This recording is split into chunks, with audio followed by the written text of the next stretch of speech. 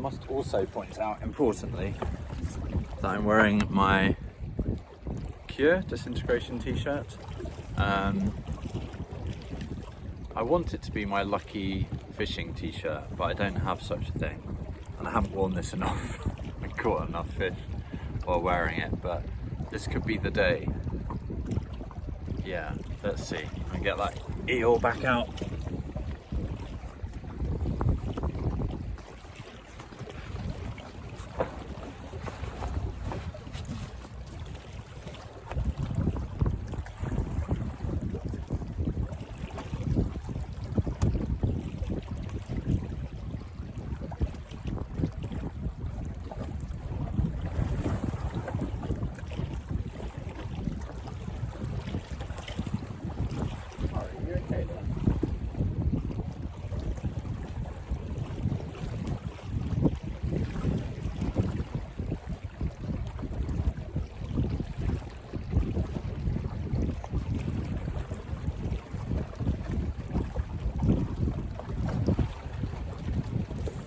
I think this soft plastic Eddystone eel would be amazing in a spot I know in Falmouth where I've caught some 4-pound wrasse.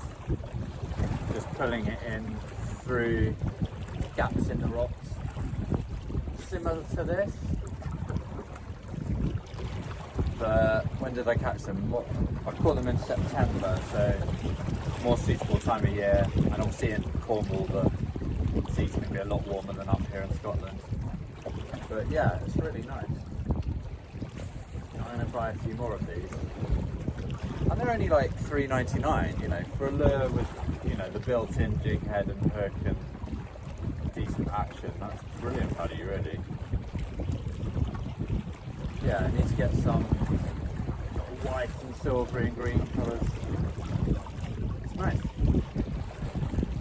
Little hard cast into the wind, but still getting 15-20 metres on the cast.